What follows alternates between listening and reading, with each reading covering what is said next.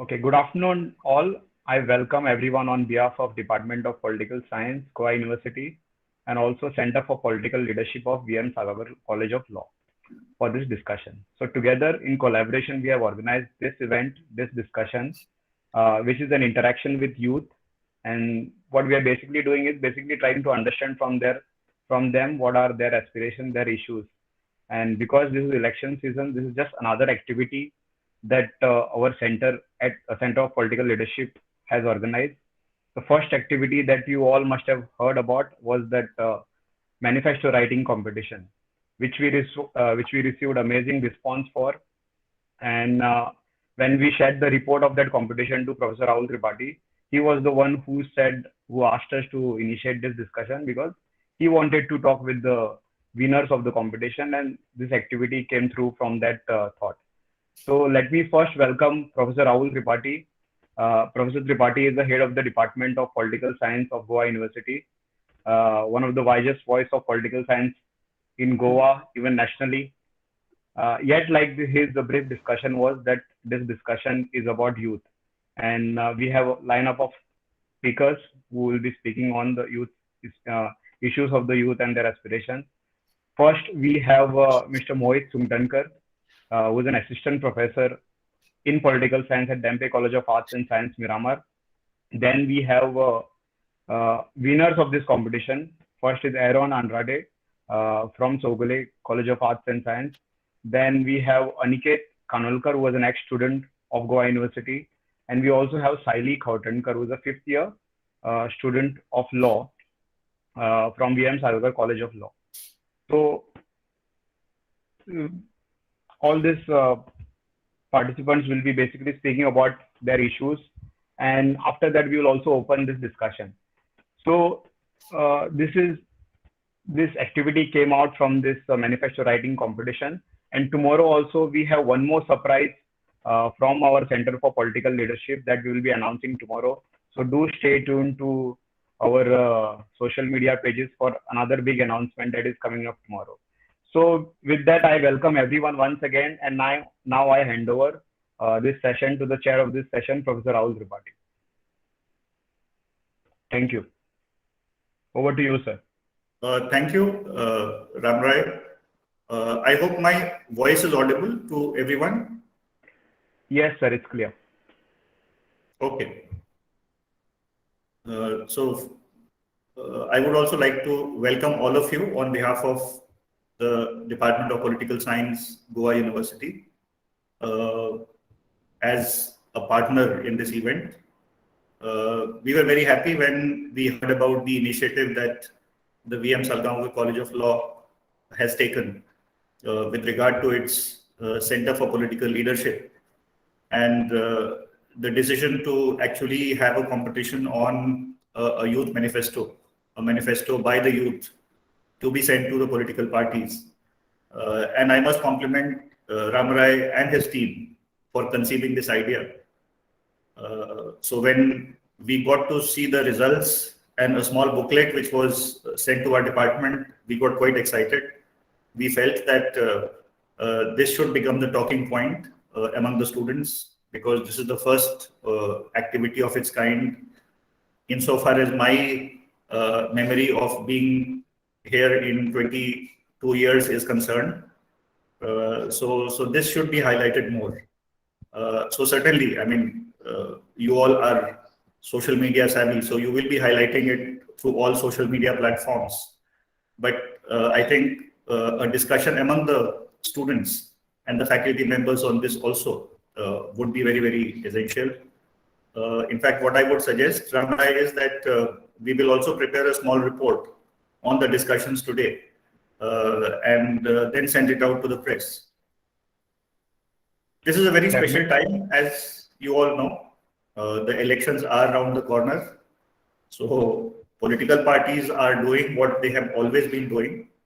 But then there is an added element this time, which is the way technology has permeated deep into the manner in which polling is taking place, the manner in which campaigning is taking place. So in that sense, the entire objective of this is to have a direct connect with the youth. So youth are going to play a very important role, I think, in the outcome of these elections. And that is why what is it that the youth want automatically becomes very, very crucial. I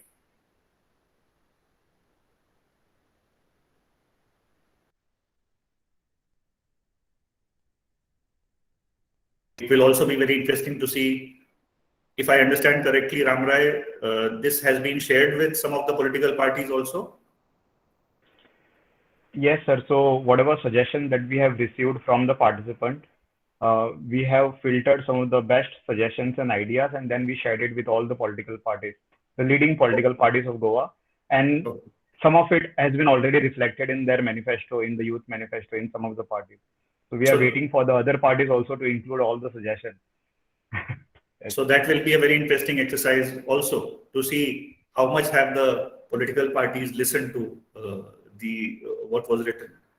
But not just that. My suggestion to you all would be that keep a track on whichever government comes to power, and then when they formulate any policy, see how many of their policies have a reflection vis-a-vis what you have suggested. And if that happens, then you can proudly claim that youth have contributed to the making of certain policy. So that's why this is a very, very important occasion. I really look forward to today's interaction. And Ramrai already has a plan laid out for today. It's my pleasure to welcome uh, Mohit Sukhtankar as a very distinguished faculty member from the Dempe College, Miramar. Uh, we all know Mohit. He has been a very, very keen student and practitioner of the art and science of political science. So we decided that let's start today's interaction with a keynote by Mohit, who is also incidentally a PhD student in the Department of Political Science, working on a very, very important theme of the politics of identity in Goa. So with these few words, I would like to now invite Mohit to give his remarks. Over to you, Mohit. Yeah, good afternoon, everyone. I hope I'm audible enough to all. Yes. Yes, so first of all, I would start by, of course, thanking Dr. Rahul Tripathi, sir. I would also like to thank all the executive members of Center for Political Leadership, and of course, greetings to all present. First of all, thank you for giving me this opportunity and honor to give this keynote, to address you all through this keynote speech. And secondly, let me first congratulate all the winners of the competition, Mr. Aaron Andrade, Mr. Aniket Kanolkar, and Ms. Saily Kauthankar. I'm pretty sure your manifesto was excellent, and of course, we have gone through the booklet. So, congratulations once again. Now coming to the formal part of the address, as we all know, this is the season of elections, and this is the time when political parties, their programs, their manifesto is in the news, and we cannot escape uh, the entire atmosphere that has been created due to the elections. I'm pretty sure many of you all have already gone through the manifesto leaflets, which probably the candidates themselves came to your house to hand them over to you. Or if you all are active on social media or even YouTube, pretty sure you all have come across the targeted ads of different political parties, different candidates. And of course, this is the election time, and it is a very apt time to discuss all these things, especially the manifesto. Now, coming to the main issue at hand, that is the involvement of youth or voice of youth when it comes to the aspirations and the dreams of this particular very important demographic of our country. As we all know, the most important, largest demography of our country is what we classify as youth. That is basically the age group from 18 to 35 to even maybe we can say 40. And even the political parties are very much aware that if the youth stand behind them or they support the particular political party, their prospects of winning the elections are very high. And that is why all political parties, all candidates, they are talking about youth empowerment. They are talking about facilities for the youth, and basically they are, kind of their campaigns are, kind of pivoted on the topic of youth and all the issues that affect the youth. And every political party is eyeing for the votes and support of the youth. And as we all know, this particular competition that was organized by, of course, Department of Political Science and CPL, because this is one unique opportunity that we got, especially I got, to actually hear from the youth. Because all political parties, they claim to be, the ones who know everything about what the youth wants, and they basically, whatever they put in the manifesto, it is basically what they feel that the youth's demand is. But this is the first time we got to hear from the youths directly through the suggestions that were given, or to the manifestos that were prepared for this competition. Basically, what is the youth focused on? What is the, when we talk about development, development itself has become a kind of a multi-dimensional word. So there are different perspectives on development. So when it comes to development, what do the youths have to say? So this exercise that was held through this competition gave us a kind of a sample survey, so to speak, about what are the demands and what are the aspirations of youth. Now, again, coming to the topic of youth empowerment, because we hear this in the speeches of different candidates, we read this in different manifestos of different political parties when we talk about youth empowerment. And we cannot talk about youth empowerment and issues of youth without addressing the big elephant in the room, that is the issue of jobs and employment. Now, I don't want to go too much into jobs and employment, because that itself can be a topic of discussions for an entirely different program altogether. But one thing that is clear through when I went through the booklet that was provided by Mr. Ramrai is that, I could hardly see the word jobs and employment in the the compilation of the best suggestions. And actually I was happy to see that, because it shows that youth and young people, they are not just focused on jobs. Of course, jobs, no doubt, is one of the most important issues, but there are various other things that also concern the young people.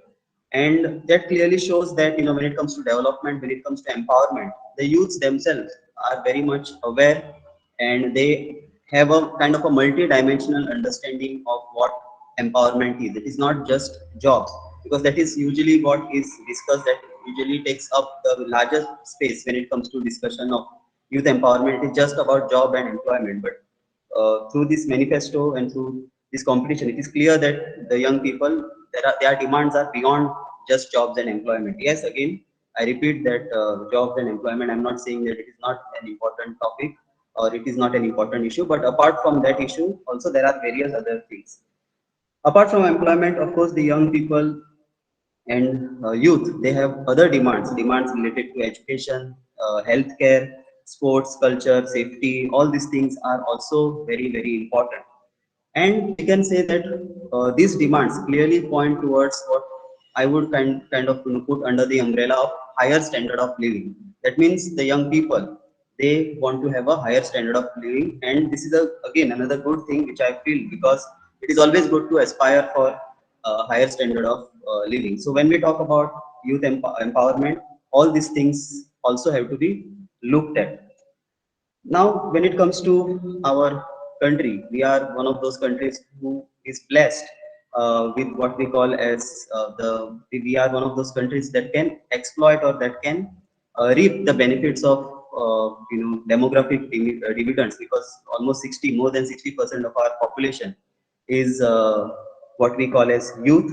And this is the section of the society that has the energy, that has the capacity, that has the will to contribute to the progress, to contribute to the development of our country, to contribute to the development of our economy. However, there is always this kind of a shadow looming around the youth. That is, if these youths are not empowered, if they are not given the right, you can talk about education, if you are, you can talk about necessary skills. This blessing, which I said, can easily turn into a curse. Because if the young people of our country are not satisfied, or if they are disillusioned with the system or with the politics, whatever it may be, it can also be a major threat. And that is where the political class of our country has the responsibility to make sure that they fulfill all the demands of the youth. So that kind of, I would say, summarizes. There are many other things that I could talk about, but this was kind of a summary. Once again, I would like to thank Mr. Ramrai and also the Department of Political Science, Goa University, for organizing this competition and also this discussion. I look forward to listening to the winners, because that is the main, I would say, the main part of this program. Once again, thank you one and all. And of course, before I conclude, happy voting on 14th February. Thank you. Thank you very much, Mohit, for your very interesting and engaging remarks. I think you have already set the tone for the discussions on what each of the three awardees had to say as far as their manifestos are concerned.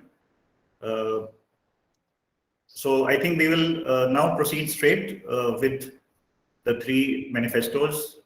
I'm just following this order without remembering, I mean, who was first, second, and third. So we maybe we'll start with Aniket, followed by Aaron, and then Saily. And then maybe I would request all the three to introduce themselves, because the way you will introduce yourself and tell us also a little bit about your extracurricular interests, that will help us to understand more about you. So we'll start with Aniket.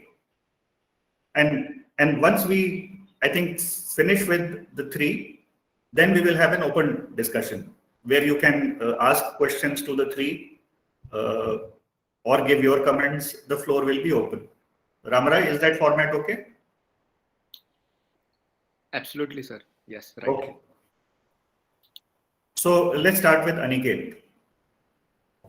Am I audible? Yes. So good evening all, and it feels very nice to be among familiar faces after a long time. My name is Aniket Kanolkar and I'm from Funda, and I completed my post-graduation from this department itself, from political science, Goa University. So while writing the manifesto, the points which I covered were all range from the some basic problems that we all faced, me and my friends faced, to some also other complex issues as well. So one of the issues which was one of the very important issues which I felt among all those 10 points which I had noted, was about workplaces which are not menstrual friendly at all. The government should take some initiatives in making every department or even education institutions, everything which comes under them, it should be menstrual friendly by providing all the sanitary products and all the, especially the hygiene facilities, to not only for the people working there in those departments or the institutions, but also the people who visit them. So that would be a very nice step if the government takes interest in that. And also, as Mohit sir said, that the biggest problem is about unemployment. And I completed my post-graduation in 2020, and since then I have also been facing the same issues. And one of the part of that issue is that we lack the skills when it comes to employability, because throughout our academics we very rarely get to interact in such practical environments and learn certain things, especially from my background, which is arts. And many of my friends and me also face the same issues, because not having proper skills and practical knowledge, we are still finding it hard to get employment of a good nature. So that point has to be also been noted. And also the third major point that I would like to highlight from my manifesto is that about Goa is such a rich state with such rich culture and history. So a special education center, especially focusing on Goan centric socio-cultural studies should be set up, which because many of our culture and so rich culture is still undiscovered and many of the youth don't know about it yet. So that would also be a very important step in highlighting those hidden gems of our culture.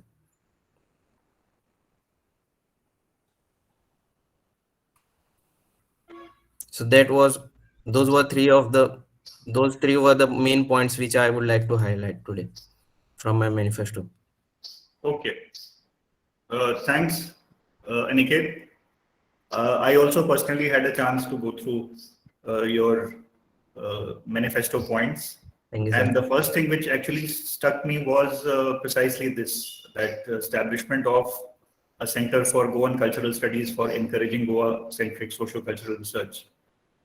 Now, I don't know whether the new government that comes to power will do something about it immediately or later.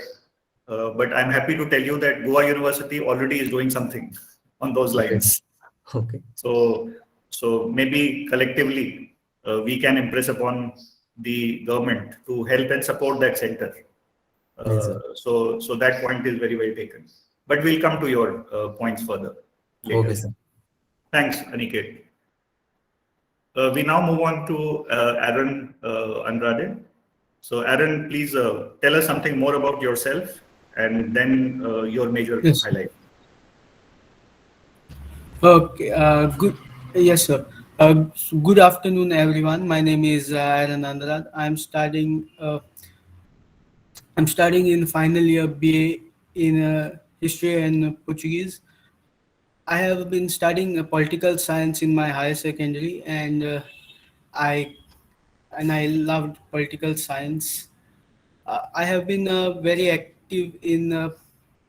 I've been following many political as in noticing many political parties and how they have risen to power, how they have fallen down, and how what they have done for the people and what the people need.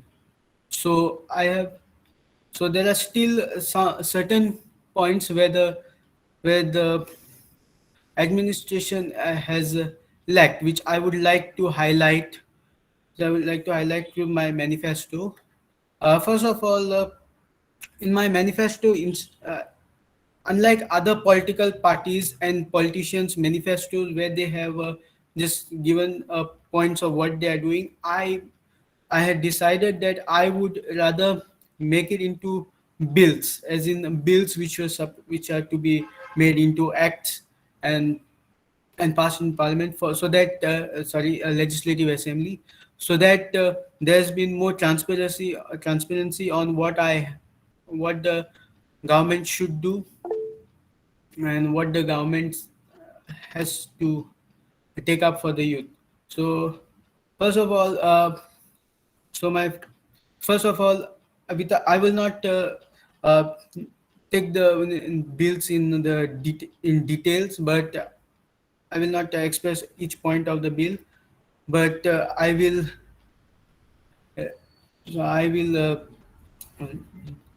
Okay, so first, bill should be all corrupt politicians to be brought to justice, as in order to have a clean Goa, green Goa, and we need to have a clean politics. So for that, I had mentioned a few things, a few points where all the corrupt politicians should be brought to justice. It is very sad to see that just before joining politics, they were very poor people, and after they join politics, they become billionaires, multimillionaires, and like that. It should stop. While people of while the voters, some voters don't know whether they are going to have uh, food tomorrow. These politicians have been piling up huge real estate, bought huge properties, and all that should stop.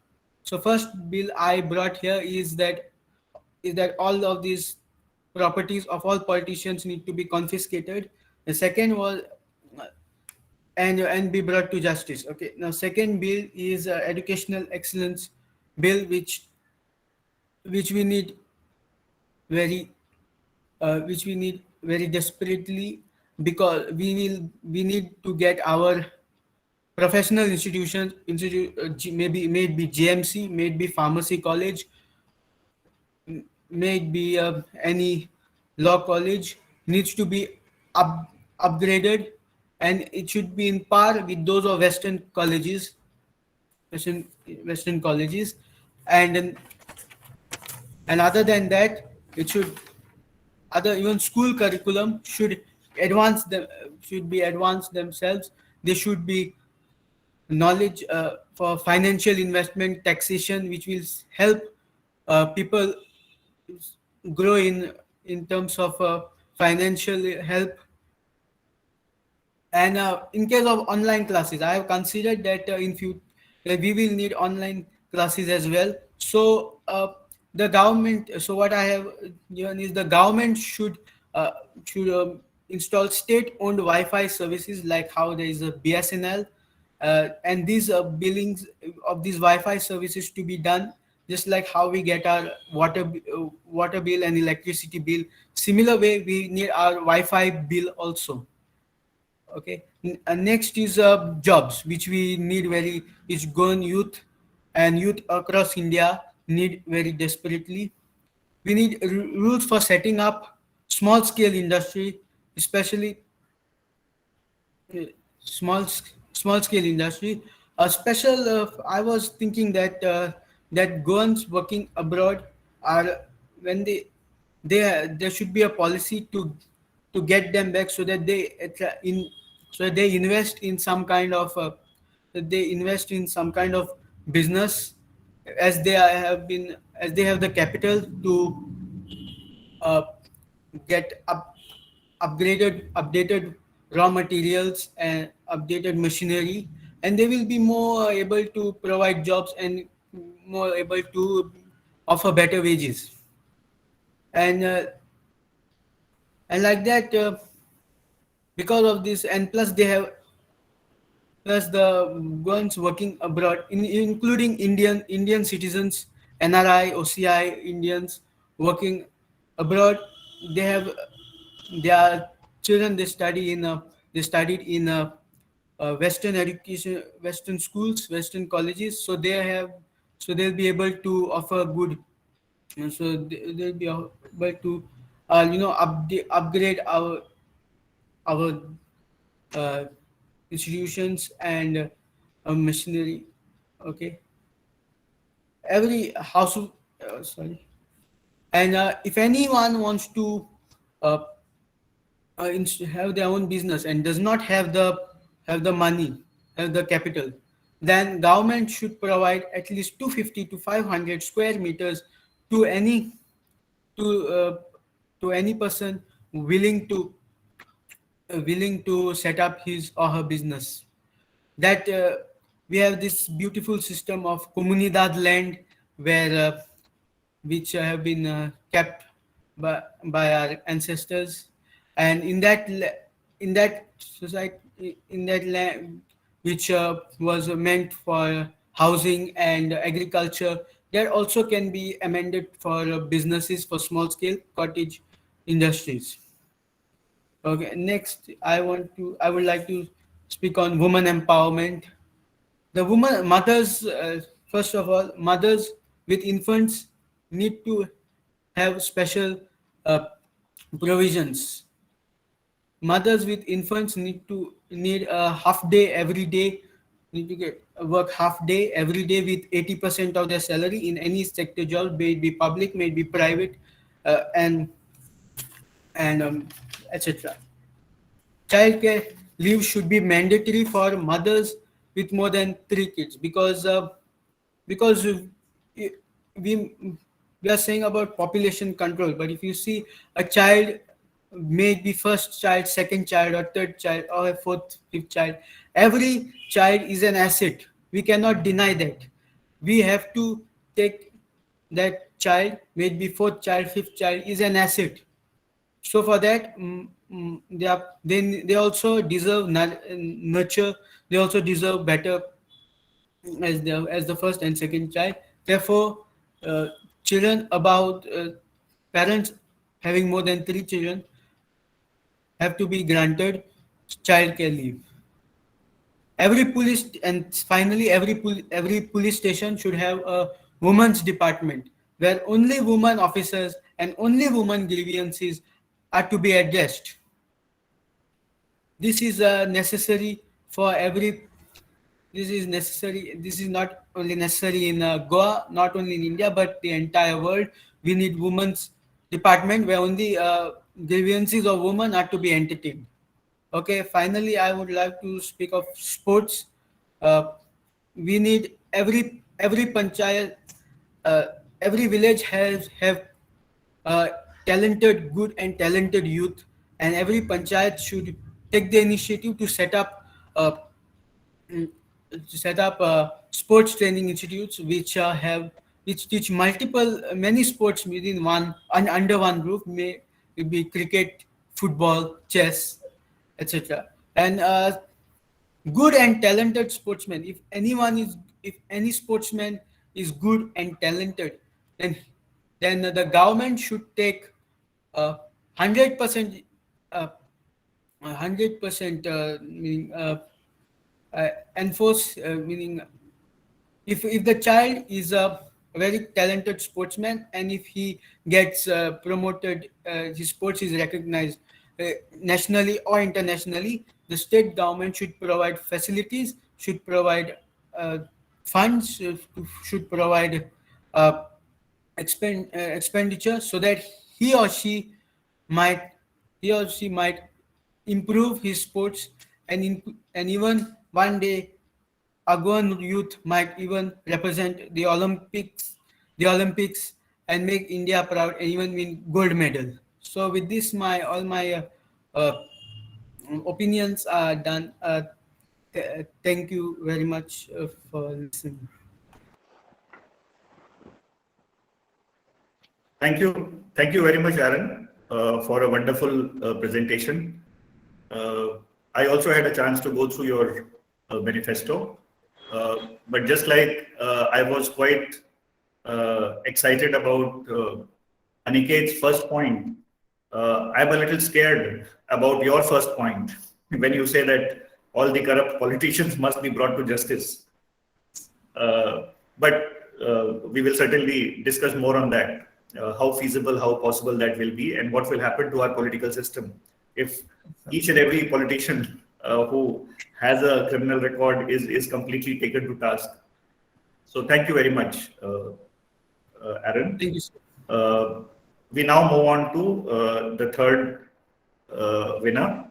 So Saily Kauthankar, I request you now to come. I understand Saily will be speaking in Konkani. So Saily, please introduce yourself also and do give us your major points. Over to you, Saily.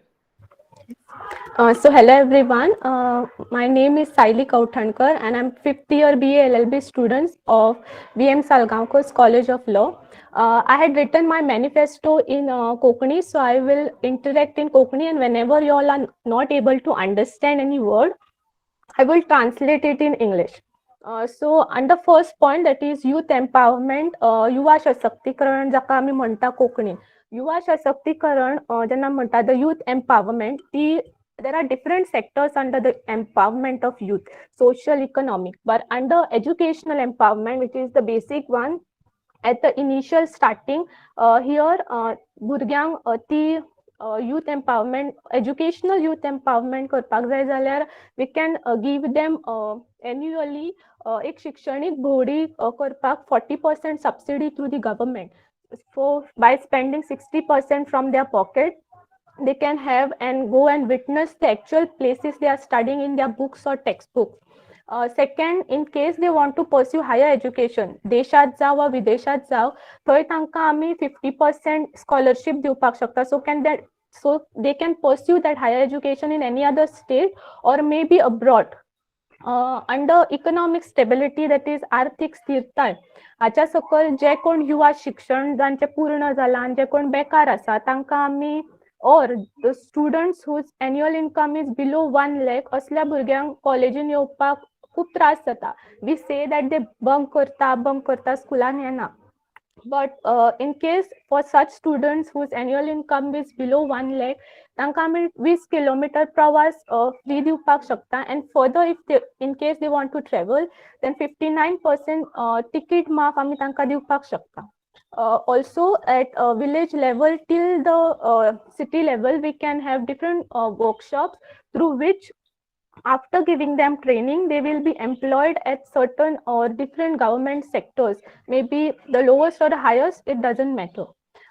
क्रीडा आणि संस्कृती, sports and culture हाचेर प्रवेश पावड्यार जांच्यांनी base बरें केला at the state level तांकां आमी 60% वेतन दॅट इज स्टिपंड दिवन तांची नॅशनल लेवलीचेर सिलेक्शन जावपाक at national level we can give them chance so they can represent at the national level the state of Goa.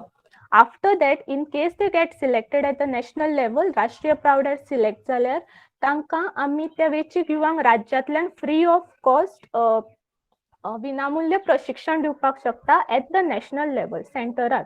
And along with that, हेर सुविधा other facilities like hostel facilities. So अशें जावपाक जायना की युवा हांगसरल्यान थंय शिफ्ट जाला आनी ताका काय हेर सुविधा hostel facility for other cost he have to incur on his own. So तशें जावपाक जायना. Whole cost the government have to sponsor. Last is new thinking and innovation that is नवे चिंतन आनी नाविन्यपूर्ण. सोपेपणान जे गजाली वापर करूं येता at our day to day life असले तयार केले. For example during COVID time, cheapest ventilator was created in India. So असले जे इनोव्हेशन आसा जे सोपेपणान आनी कमी खर्चान जावपाक शकता असल्यांक तयार करतल्यान वी कॅन गिव देम 25% स्टिपंड वेतन दिवन आनी लेटर ऑन ते कंटिन्यू करून दुसऱ्यांक शिकूंक आनी तांकां कळपाक दुसऱ्यांक तांकां आमी एक कार्यशाळा उबारपाक शकता that is training centre so that जे कोणी इन्व्हेंट केला तो दुसऱ्यांक शिकयतलो अँड सो दॅट ताका एक employment मेळ्ळी and secondly other youth also will learn from him. Under innovation the second point is सुरवातीचे ज्यो कल्पना आसा इफ इन केस एक बायल आसा और एक चली आसा ताका एक बिझनेस स्टार्ट करपाक जाय इनिशियल स्टेजीर then in that case we can give her 20,000 आधार म्हणून दिवपाक शकता and later on ताका एक लोन दिवन 75% we can give her interest free loan for 2 years. So she can or he or she can establish the business and stand on their feet. Other than this, I think many issues are there which the youth wants to bring forward. But I think basics is this: starting from education till the employment, and if they are given chance, I think they are able and will be possible to do anything. So yes, that is the thing. Other than that, I would like to thank Goa University and CPL for giving me this opportunity to interact and put forth my points. Thank you.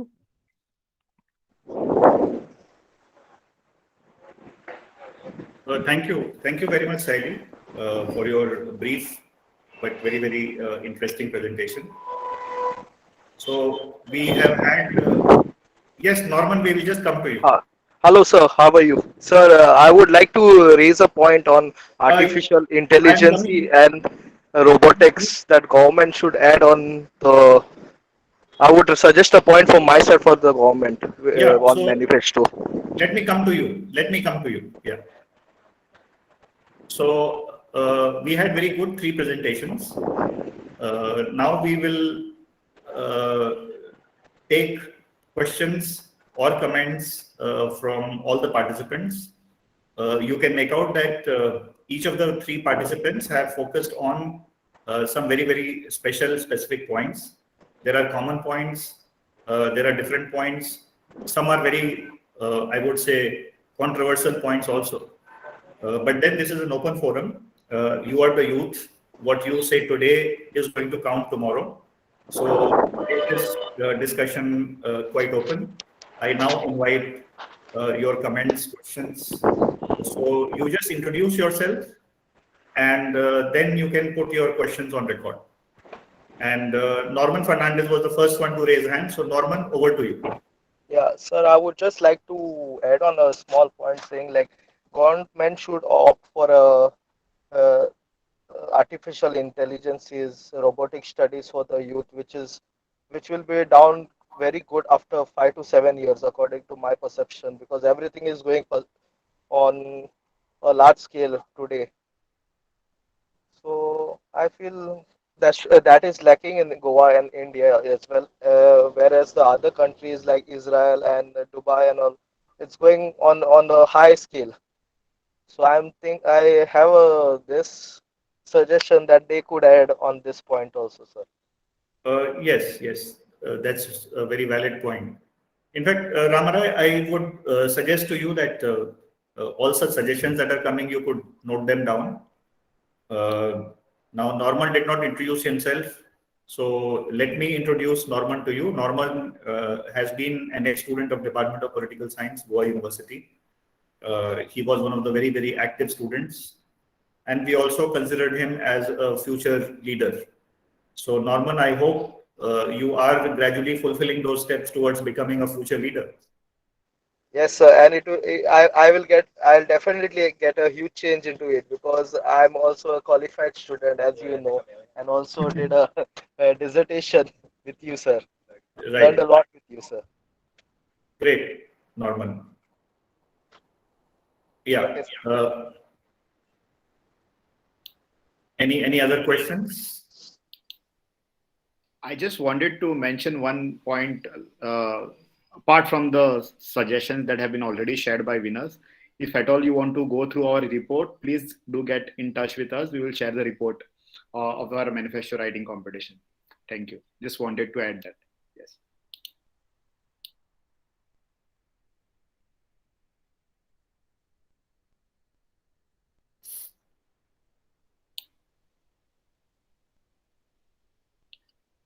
So we are There is still no. waiting for questions There in is the chat no. box. I can share my suggestions or some of my observation. Yes, sure. Yes. So firstly, it was great to listen to each one of the participant as well as Rahul sir, and understand from you your issues. So I just want to mention few points that I feel should happen. First is we cannot expect everything from the government to create for us the opportunities or maybe jobs or any kind of new thinking that we only think that the government can make it possible. No, I don't think so. It is also possible that each institution, each organizations do take out very small steps in their own way in whatever is possible for them, and then try to bring in change for the youth and for our youth. Forget about organization, even within families, we have to recognize the importance of youth, giving them more spaces, giving them more chances of going ahead, and trusting in their belief and trusting in their judgment. Because youth, I am teaching at VM Sagarkar College today, and I get to learn a lot of things from my students. So I believe more power to the youth will really help. And even the way this discussion is structured, uh, one of the senior Professor Rahul Tripathi, is interviewing the youth. That is the kind of, approach that we all need to follow. Some of our seniors listening to the youth, because we feel that youth definitely do know better. And because of the technology, all that is possible. Then we need to create more spaces and role, a larger role for youth, even in our political parties, because we see that uh, most of our political parties have youth. They use them as a foot soldier. But when it comes to policy making, when it comes to decision making, somewhere they are lagging behind. I think that shouldn't happen. When I say political parties, this also go to all the institution, all the organizations, even our educational institution. Youth should be given a larger role, even when they are a student. Not necessarily they have to be a young professional. Even when they are a student, I feel those are the things that is definitely needed uh, going ahead. So those were just my few suggestions, and I will appreciate others also join in the discussion. Thank you.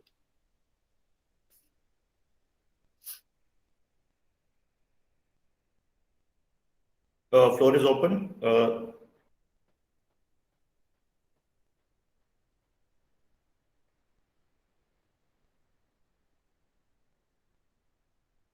So what happens is that, see, if a professor is sitting in a gathering where students are there, he cannot resist the temptation of asking questions. So as others still think of questions, let me as a professor ask you certain questions. And let me raise a very, very vital concern. I think jobs is an issue which is of concern to not just youth in Goa, but youth in India as well. Now, we are aware of the general economic recession, COVID, which has afflicted the whole world. So the general climate that we see around is where perhaps opportunities which otherwise would have been there are becoming less and less. Now, one important question that emerges is how is the political class responding to it? One way can be that political class creates more opportunities of a different nature. The other way of reacting to it also is that, then you create safety mechanisms. And in that sense, one particular political party which has asked for such a safety mechanism is the Revolutionary Goans. And they have asked for Pogo Bill. I'm sure all of you must have known about it. What are your individual responses to the Pogo Bill? I know you may find it very difficult to answer, but absolutely have no fear. What is your opinion on the Pogo Bill? I would request all three to kindly answer one by one. So, Aniket?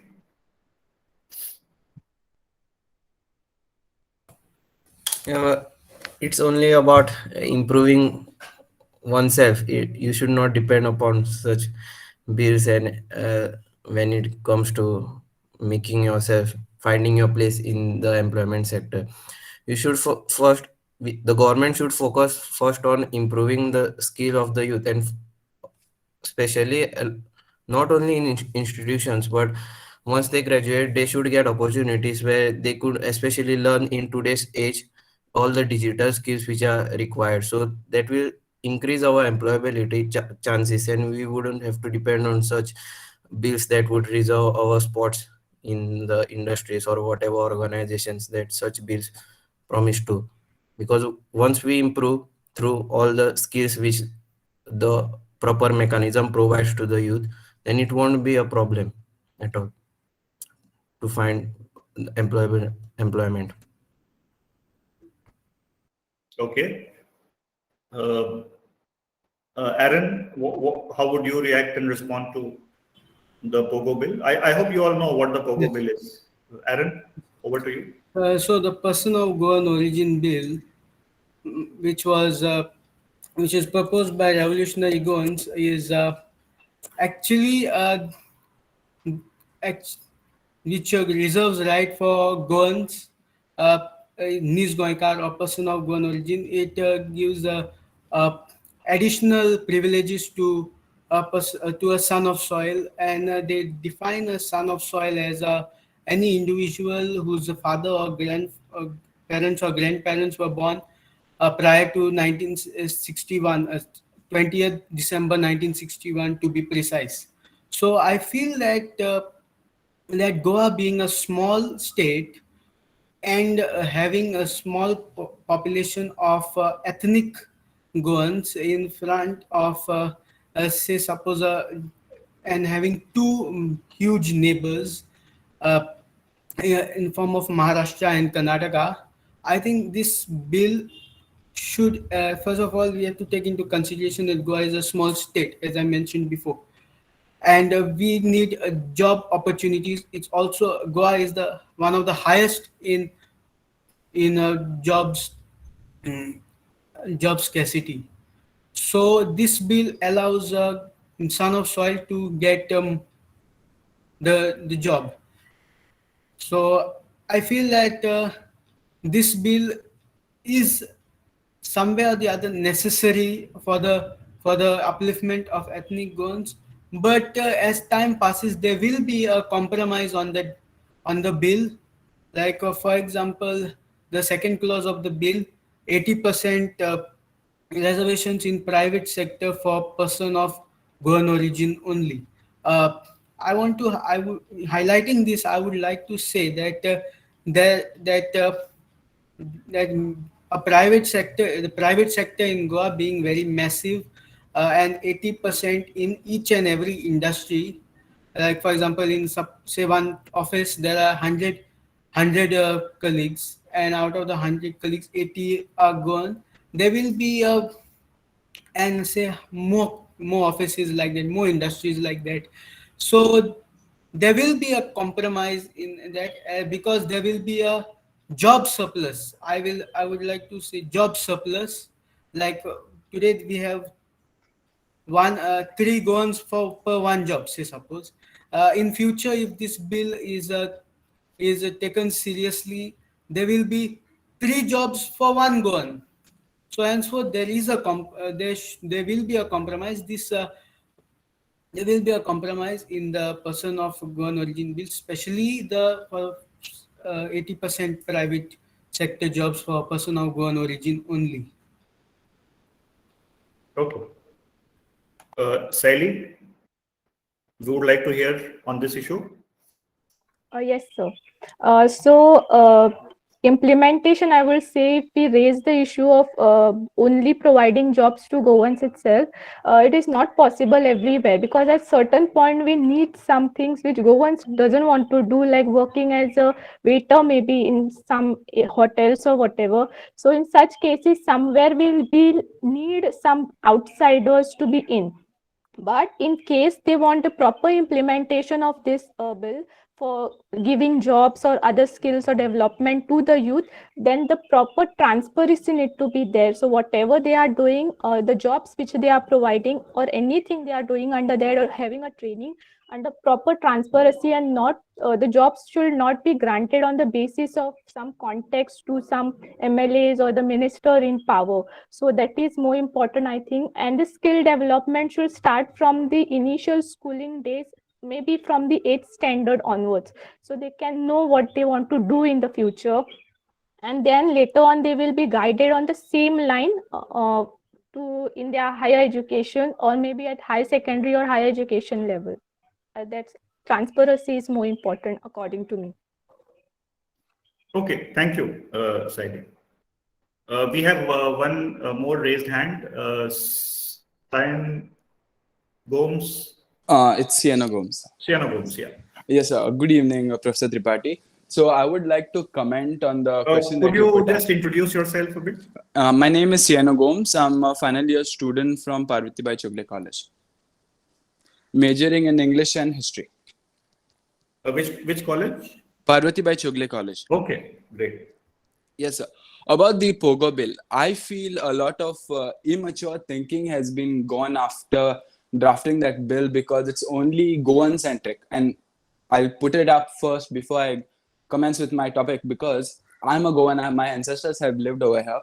And I have also noticed that there are other people living who are coming from different states. So I feel this bill is Goan centric because the non-Goans, as we term them, they are also part of our ecosystem. And as if you all have noticed, or if you all were aware of, in 2018, when the Tamil Nadu elections happened, most of the people from Karnataka, they went back to their state to vote. And Goans didn't have proper milk supply, newspaper, neither maids or other essential workers for at least a week, if you all notice that. So I feel there should be more consideration about the people coming from other states. And I feel this Goan-centric bill wouldn't be of any progress or any development for Goans. I feel, okay, maybe 50% reservations for Goan makes sense. 50%, yes, but not 80%. And as Aaron mentioned, every Goan would have 3 jobs. That, practically thinking, that doesn't make sense. For example, now we are saying what Goans are going to UK and what is happening over there is the same thing that is happening in Goa. People from other states coming to Goa in search for better job prospects. That's the same thing that Goans are doing. going to abroad. So would it be fine if people abroad or in UK, would they come up, if they came up with some bill saying person of UK origin and they reserved 80% jobs for the people in UK, how would they feel? So as we know, they are also part of India, and I don't think the bill is constitutional. Maybe there might be a few things, but I'm not well versed with the constitution. Maybe you could enlighten me about that, but I don't think the bill itself is quite constitutional. That's my stand. You said there are other points also you wanted to say. Is that apart from this? That was, I summed it up in the whole thing. Okay, okay. Yes. Thanks, Seno. Any other questions, additional questions, new inputs? Otherwise, I will come up with I also have one question for you, sir. For me? Ramrai, yeah, sir. Just part of the discussion, as Ramrai said that most of the youth, they become the foot soldiers of these so-called leaders and politicians, which they literally worship. So how could that mentality break? Because that they should see themselves as emerging as the next leaders, but many of them get stuck in that same cycle. They only remain at the grassroots only and don't emerge from the bottoms. So how would that change? That's a very, very difficult question for me to answer. And it's like a catch-22 situation. I mean, every youth who wishes to have a major say also needs a platform. So somewhere down the line, I think political leaders and being part of a particular political party does give you that platform.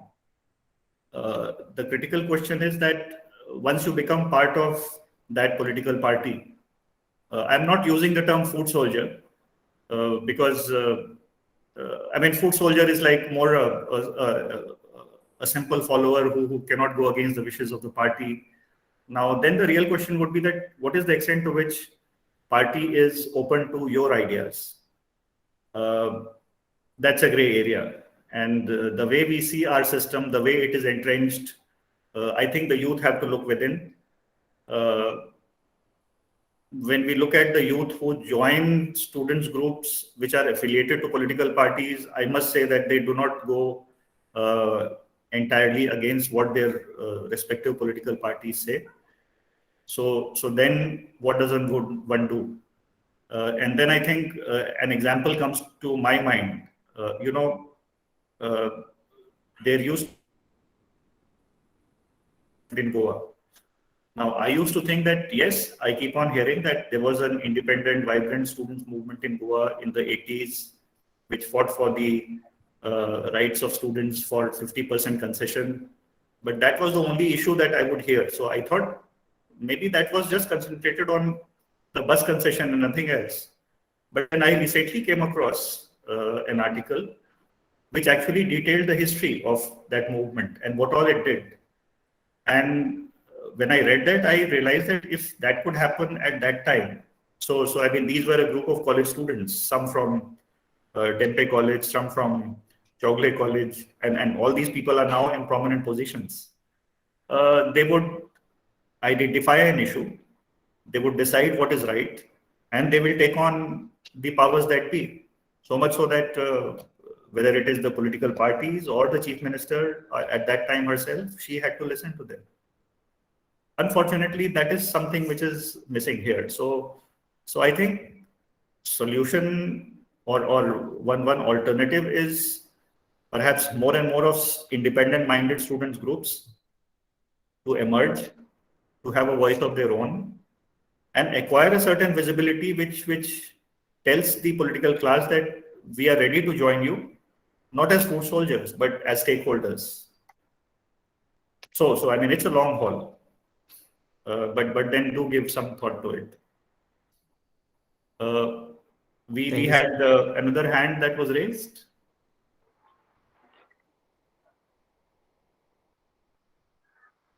Sir, I think it was from Shwetang. Shwetang, yes.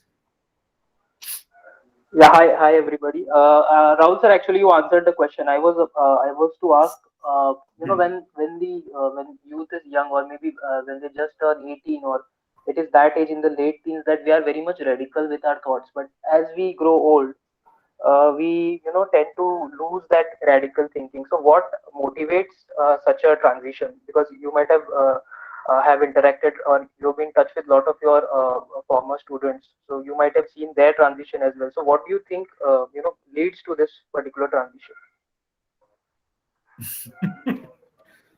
Well, that transition, you are very right. When you are young, you are full of ideas.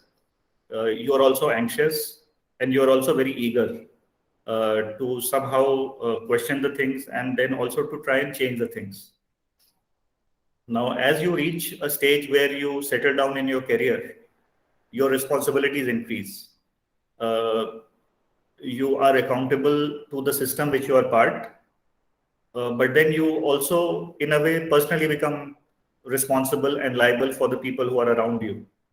So that automatically creates a kind of a foundation where sometimes, I mean, you decide what are the issues on which you want to speak on, where you would prefer to keep quiet.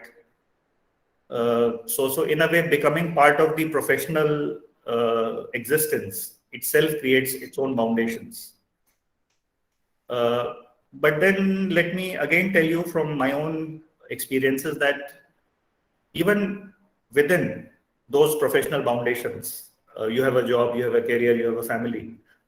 There is nothing to prevent you from taking up issues within the framework of what our constitutional guarantees are. And I think reading of the Constitution is a must for everyone. If you read the Constitution, the preamble and the essence, I think that is a document which holds a mirror to the politicians, it holds a mirror to the society. So perhaps that's where one should try to seek a balance. We are living in a country where there are huge diversities, disparities, differences of opinions. So there has to be a kind of a meeting point. So if you take the Constitution as your holy book and just close your eyes and think that, okay, if I am taking a position, does it in any way contradict with what the holy book of my own nation says? I think you will get the answers. So don't create self-restrictions. Decide on what issues you want to take up. Somewhere down the line, I think the impact will be created. So that is what I feel is significant. But what you are saying is totally right. I have seen highly motivated students, once they get into the system, suddenly, I mean, that fire which they had, that gets lost. So I don't know whether I have answered your question, Shwetan. I wanted to throw. I wanted you to throw light on this, because I wanted to know all the young audience there, because I've encountered such a transition where if I look back maybe 7-8 years, then my views were very much like Aaron's. Having putting all the corrupt people, bringing them to justice, and all these things. But then you tend to realize that there is a in India especially, I think there is a need for having a impact assessment of the legislations that we bring, because a lot of laws, a lot of policies that happen in India, we do not really do any impact assessment of that. So, and yes, I think as we grow old, we tend to understand this is the problem. So maybe that is what makes us. But I just wanted you to throw a light on this, take your views as well. Yes. So as I said, yes, one has to be a bit discerning in terms of what choices one makes, but then you can still take a position. If I can just bring in one more point, and then again it is open to everyone, and I would like to hear from the youth.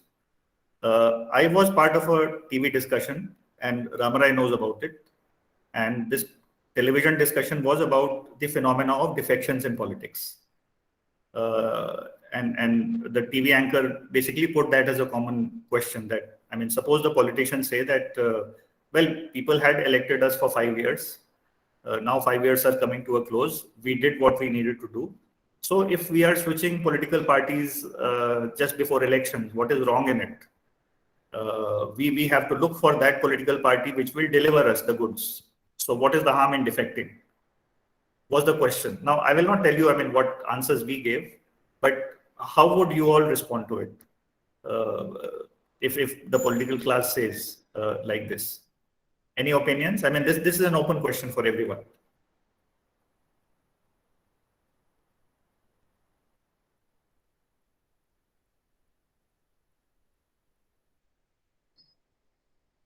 I know it is away from the manifestos part, but this is a question which dominates the TV channels, and this is there in the minds of the politicians, that we have completed 5 years.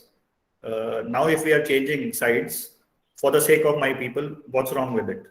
How would you react to it? Sir, is it okay if I answer this question? Oh, yes, Mohit.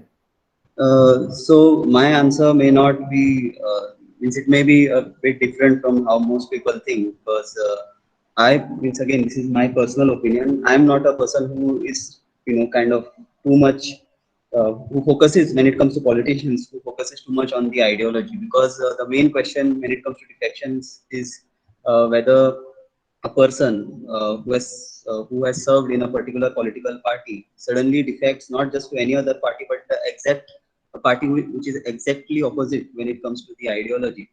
So I believe, at least in context of Goa, in Goa we hardly see ideology play a very important role when it comes to Goan politics, because Goan politics is very much personality oriented. So it is usually what we call as satraps. So it is a satrap based polity when it comes to our state. A particular taluka or a particular constituency will have a strong man, and that person will get elected regardless of which ticket he contests or which party he represents. So even the politicians are aware of this fact, and even people, they kind of tend to look beyond this. There will be a section of the society who may be who may be ideologues themselves, or who may believe in a particular ideology. But I think, at least I'm just talking about Goa, I'm not talking about the rest of the country. In Goa, people look beyond that. And since it is very, very personality oriented, and since Goa is a very small state and constituencies are very small, so the politicians, they have a personal connect to the people. So people go by that line of thinking, and they don't look at ideology. So in context of Goa, I believe that and again, Goa is known for this. It is not a recent phenomenon. It has always been there. Only for last 10 years, we had not seen the scale of defections definitely has increased, but it is not a new phenomenon. So I think, at least in context of Goa, it is something that cannot be helped. That is what I believe. Okay. Yeah, that's a very valid point. Yeah. In fact, sir, I would like to add to this what Mohit said. Just that I had a little differing opinion to that. I feel that whenever any phenomena which happens in excess, people always want to go towards an alternative. And I don't know whether that alternative will come this election, because the kind of defection that we have seen this time, it's unlike anywhere we have seen, even in the world, if I may say so. So I don't know whether this election people will say that, okay, no, ideology is important, even though we all know how personality driven Goan elections are. But we never know. Maybe, but I definitely feel that this election or the next election, people will definitely move towards an alternative, which may be ideology driven. So we have to watch out for that trend as well. Yes, thank you, sir. Yeah. Excuse me, sir. Yes, Aaron. Yes, so I want to say that defecting at the last minute, 3 months before the elections, is fine. It should be like 3 months, at least 3 months before the elections is fine, rather than having his 5-year term and in the middle only then leaving his party, his ideological party, which people voted for him, and going to an opposite completely opposite ideology, which where he might where then there are suspicions whether he has really gone for the welfare of the people or for any other hidden agenda or something. or for the welfare or wealth. Exactly. Uh, Sir, yes. I would like to ask one question. As the earlier point we stated about Revolutionary Goans Party. So if you see, most of its members are from that range only, which we term as a youth. Yes. Yes. So isn't it a party which originated from that background itself? And do you see in the future it becoming into something big? We always say that we want a youth in politics, and now that they have entered, They have now entered. technically they fit that definition of a, because most of their members are youth. So do you think in the future they might become a major force? I have not been following RG much, uh, but from occasionally what I have seen in social media and what I have uh, read in the newspapers, certainly they have made a presence. Bulk of them are youths.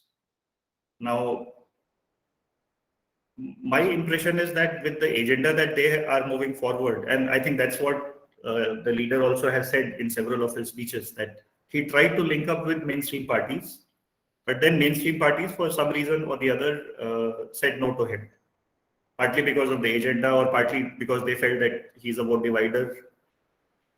My hunch is that for revolutionary Goans to really make an impact, they will have to cut down on many of their perhaps very extreme positions which they are taking. Because political parties ultimately look at a certain compromise, not just within Goa, but also, I mean, they have to look at the state and the central leadership, the state leadership. So my hunch is that revolutionary Goans may be here for a longer haul. They are not perhaps planning to make a major dent in the coming elections. What form that will take, I think certainly you may expect them to join the mainstream at some point or of time or the other, but then with a much diluted agenda. So if you are expecting something from them in the coming elections, I would say no. 10 years from now, well, there are some people who say that, well, this is like Shiv Sena in the making. So maybe when Shiv Sena started what it did in the 60s and 70s, people said the same thing. Now Shiv Sena is a different ball game. But then Goa is not Maharashtra either. So it's an open question. Maybe some of you could do some research on this. Thank you, sir. Professor, I would like to add a few things here. So I have been also closely following Revolutionary Goans for quite a some time. I think almost 8 to 9 months. So what I've noticed is that as on date, they are nothing short of an event management company. So all their meetings and all the way they portray themselves in social media is all staged in a certain way to appear it. It's like they are putting air into balloons. So it's they are basically bloating what the ground reality is. At the same time, there is a resentment among the youth, because the youth today that is unemployed or that is doing a job much below what the pay grade is expected to be. So they have this resentment that our jobs are being taken by the outsiders or that. So I think you're right that they need to cut down on their promises, but at the same time you need to also think what is their agenda, what is their long term agenda with this. So they are kind of portraying that we are winning 25 seats, so they also need to be a little realistic in terms of what they want to achieve. So it would be really interesting to see what they do in the next 5 years, if can they continue doing activism of sorts without the kind of funds that they are getting uh, just in a lead up to the election. So that would be very interesting to see. Otherwise, I think it is it's nothing short of an event management company. I would be very blunt with that. Blunt. You're quite blunt about it. Yeah. Vaibhavi has a point. Yes, Vaibhavi? Hello, good evening, Dr. Rahul, sir. My name is Vaibhavi. I am a final year student from VMSCL College of Law, studying in third year degree. Regarding this point of RG, um, they have a very huge youth backing, I would say, but the ideology on which they have grown up or form their presence in the public, it looks like it is for the benefit of Goa, but uh, their ideology is quite brainwashed and distorted and aggressive, I would say. I mean, if you happen to and argue with any one of your friend who is very much fan of RG, then while arguing, you would know that they don't have a valid points while having an argument on any point.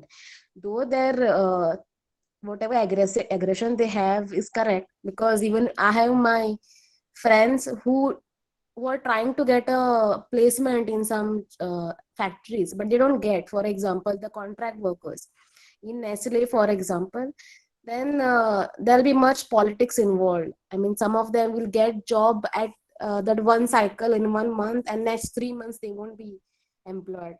And most of the, like for example, there are 100 placements, then the 80% of placements will be of the outsiders, because probably they work with low wage or something like that. But again, this comes to the another point of view, I would say. Like for example, even the Goa government should be thoughtful in bringing in only those companies, or even if there are some sort of companies that have only those kind of skill development degrees or courses which are beneficial to the kind of educational degrees and institutions which are present in Goa. For example, if a class of Goans who want jobs, they will be happy to work in a company like Nestle, who is having quite easy job like collecting those chocolates and packing in on the chain. But they won't be happy in working a company like MRF, where you need to work constantly towards the rubber factory, where it is all heat involved and all those kinds of things. At that place, only the option is the non-Goans who would probably be happy in working this kind of environment. So it's not always that even though whatever they are saying, the 50% of employment should be reserved, they are not thinking that probably in the long run it will affect Goa. So even somewhere all these kinds of things are clashing in between. So the Goa government should also be thinking what kind of factories they are allowing in Goa, whether they are helpful to the nature of nature of education degrees which are the youths are having. And also these kinds of jobs, you should not oppose non-goans for not having some kind of jobs. And whenever there are some this kinds of politics is involved, where some people are purposely kept unemployed for 3 months or 4 months, and then they are taken whenever they want, and this should be regulated, and there are authorities for sure which regulates all those kinds of things. So that's all I wanted to say. I think that's a very valid point. You raised some very interesting points which are linked to the larger institutional policy of the state. So these points are important. I mean, what kind of industries are coming to Goa? Are they catering to the kind of expertise that is available? At the same time, we want Goa to have industries which are cutting edge, the top-notch software companies. So that's a larger policy question. Well said. Sarvesh? Yes, sir. My name is Sarvesh Verekar. I am from Political Science Department, studying in Part 2. So, sir, my discussion or my views are regarding this question of revolutionary Goans only. So, what I think the most most central issue for this rise of nativist movement in Goa is because it is related to identity base. Like there is certain insecurity and concern among nativist population of native population of Goa, that certainly Goa is losing its identity, and migrants or non-Goans are capturing over it. So this is the most central question regarding this nativist movement. And other questions like reserving 80% job, 100% job to Goans or something like that. These are the supplement to this issue. So, what I think the policymakers should focus on the most central part of this issue. So, the most central part of this issue is the concern of Goan identity in the mind of or in the mindset of native Goan people. So, uh, time and again, Goa. I think Goa has seen the nativist movement. I would say I will even say that opinion poll was kind of a nativist movement for Goa. That Goa want to keep its identity separate and Goan identity is different. That people were people had showed that in opinion poll. Then Save Goa movement. Then Goa Forward. Then that's many environment movement. These are all part of this nativist movement.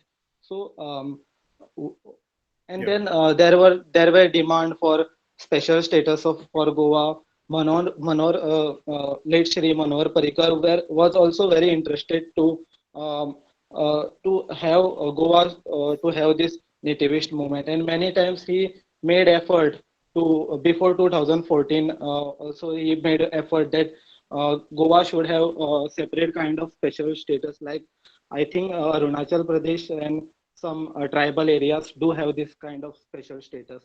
But after Manohar Parrikar, and after 2014 or 15, I have never seen much effort by any politician to have this special status or make some like kind of special status to this Goa. So what I think, sir, the movement, the revolutionary Goans movement, the cause for it, the central cause for this movement is this, the identity issue. So they are only raising the question, but what we are seeing in other political parties in this election also, nobody is raising this question. No, even BJP, Congress, Goa Forward also, I don't see any. They are majorly talking about once in last election they were highly focusing on Goy Karpan and like that. But now no party except this RJ movement, nobody is talking about this nativist policy. If I think this can be solved like if Goan should have because RJ is a very extreme option for Goan. Then we have other side option like going with the mainstream political traditional political way Goa was going. Yeah, But I request you to be a little brief because we are running a little short. Yeah. Okay, sir. Last point. So Goa do not have middle option where they will have both a mainstream option as well as a native kind of mixed policy. Like no party, at least any party, if they talk about special status in some not in extreme way but soft native policy, then it would have give Goan people an option regarding this issue. Yes, sir. Thank you. Sorry for taking much time. Not at all. Not at all. Sarvesh is known for his very, very deep comments, and I think he said very well. In fact, to address this question of Goan identity, Mohit sir would be the best person later. We may have a seminar by him because that is exactly what his own PhD topic is, identity politics. So maybe at a later stage, we will organize a session. We have Akhil Sawant. Akhil, please go ahead and be a little brief. Hello, good evening, everyone. Myself, Akhil Sawant, and I'm currently working as a news translator for the Goa Everyday newspaper. I did my bachelor's from journalism a couple of years back from Davis College. So nothing major to add here, but I'm just curious about how a common person actually has to go through such a large process whenever he has to move a file in a government office. but it is so easy for political leaders to change parties just like that. So I was wondering, since most of you guys are law students, I was wondering how it's easy the process is for them to change the parties, because just I mean, move couple of MLAs from this party to that, and the whole dynamics of the Goan state is changed.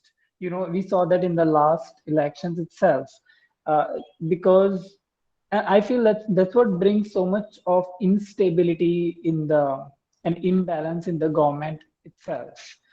Another point I wanted to add to what Vaibhavi said, that in the long run, I feel a party like RG would be very extreme for Goa, because Goa is a tourist destination. We cannot go in the same one-dimensional thinking or agenda, because, for example, a lot of people go to Mumbai or Bangalore from Goa, and they do their education there or whatever, and then they come back and look out for the job here. But imagine if we go there and then we kind of face the same backlash in those places, the same way non-Goans face it here. So I'm quite confused, because we are at the end, we are in a secular country. You are free to go wherever you want to go and do whatever you want to do, as long as you are in that, as long as you're not breaking the rules. So I feel RG is not an option. I just wanted to add that. Thank you. Akhil, yeah, point fairly well. When for a common man it's so difficult, how when he has to get his daily routine done, his experience in the government offices and the political parties are just able to change. Aniket, very briefly. Sir, I would like to give my final comments about this issue, that all of us we were now today part of this discussion. We should, after this discussion ends, we must make first a list of all the issues which we discussed today, and see that which party manifesto, which we must check all the parties manifestos and see which of the party manifestos ticks every box. Hope maximum boxes are ticked by the party manifesto when it comes to these issues. Yes, indeed. That is an exercise which you all should do. Saily? Yes, sir. I would like to add on the Revolutionary Goans Manifesto, that is 80% of jobs. Under Constitution, we have this right of movement and also right to employment in the favorable conditions. So any other Indian who feels that there are favorable conditions in Goa and he want to work there, and therefore he is moving from their state to the in Goa, then in that cases there will be constitutional protection that will be provided by those migrants. Secondly, when we talk about this anti-defection law, it says that yes, it is true that one person cannot defect from the party he is elected from, but there is also a loophole, I would say, to this, is that in case in further years of his working in that party, he feels that his ideology or his thinking have changed, or he whatever on what basis he had entered in that party, uh, those have changed when he is working there. In that cases, if his interest is the main, I would say, the base on which he had went into that party have changed, then he can defect or go in some other party or change the party. So that is a loophole, I would say. Law needs to be little strict also. But the Revolutionary Goans, what they have, the manifesto, that 80%, that I think little changes need to be made, and further it can have a stand in Goa. Yes, that's a valid point. Any further comments? Sir, just one last point, Yeah. because this is very relevant to what was discussed today. So Revolutionary Goans, when it comes to job reservations, they talked about reservation for Goans and all that. Today, the Punjab and Haryana High Court has put a stay on what the Haryana government had proposed, 75% reservation for locals. So it is not as easy as, because that is what Revolutionary Goan leaders used to quote, that if Haryana can do it, why can't Goa do it? So there are people need to think beyond just these simplistic solutions, because it is not easy. It is not as easy as passing a bill in the assembly, because as Shwetang also said that so many bills are passed, but what is the impact of that, whether that bill actually brings any change, or whether the intention behind bringing such bill, does the government or the political leaders actually intend to fulfill what that bill is supposed to do? So this is just what I felt like I should just mention, that the bill that was passed by the Haryana government for reservation for locals, that has been stayed by the court.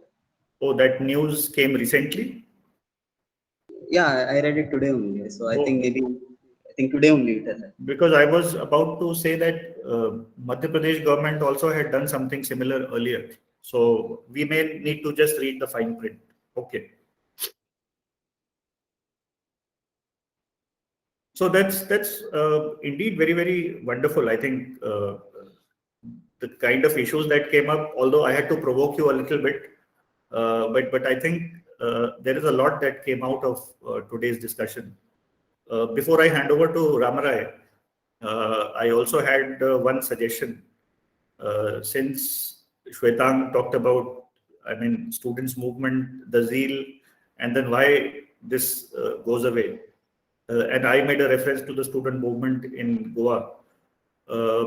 Why not have an interaction like this with some of the stalwarts who were part of that movement? And as I said, most of these people are very much now at very prominent places in Goa. They will be very happy to share with us what that student movement was all about. And I am interested in that because ever since I read that movement was not just for the 50% bus concession. I mean, when you look at their activities, their passion, how they went to the villages to take up a cause, yes, they were a bit radical in their outlook, but then as young people, you have to be radical. So Ramrai, if you're open to that suggestion, I can help you get together 4 or 5 or 3 or 4 of these student leaders of 1970s who are now very eminent, and then maybe have a discussion. Maybe a pinnacle series can be done, that remembering the youth movement, something like that. Over to you, Ramrai. Please unmute. Yes, definitely we can think about organizing such thing, and even at Center for Political Leadership, those were the issues that we are closely, thinking that we'll organize in future also. So with that, thank you everyone. Now I would request our faculty member Priscilla Fernandes to kindly give a vote of thanks. And before that, I would just like to say that because Professor Rahul Tripathi has interviewed all this students and youth and chaired this session, and because he writes these issues on our national newspapers and on he shares even the national debates and local debates, I will request him to also mention these points which students have shared today. Thank you. So I would now request Priscilla to kindly give a vote of thanks. Yes. Priscilla Fernandes is a faculty member, assistant professor in political science at VMSCL Law College of Law.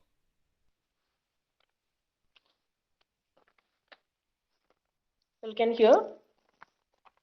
Yes, Priscilla. Good evening, one and all. It's my honor to propose the vote of thanks for this insightful discussion on the voice of youth, organized by Department of Political Science, Goa University, in collaboration with Center for Political Leadership of VMSCL College of Law.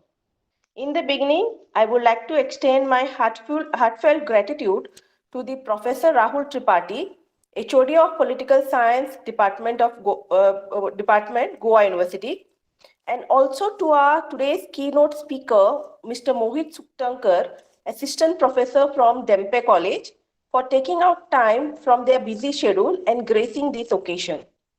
I also thank the winners of Youth Political Manifesto Writing Competition for participating for this discussion. A mention of gratitude to the principal of VMSCL College of Law, Dr. Shabir Ji Ali, for her constant support and guidance. A special note of appreciation to Dr. Patil for his suggestion and guidance also. I'm also grateful to all my colleagues, Mr. Ramrai Naik and Siddhesh Tari, for this wonderful initiative. And lastly, this program would never happen without you participants from different colleges as well as the students of VMSCL Gaonkar College. You all were very enthusiastic and supportive. I hope you all have a wonderful learning experience. Thank you one and all. Thank you, sir.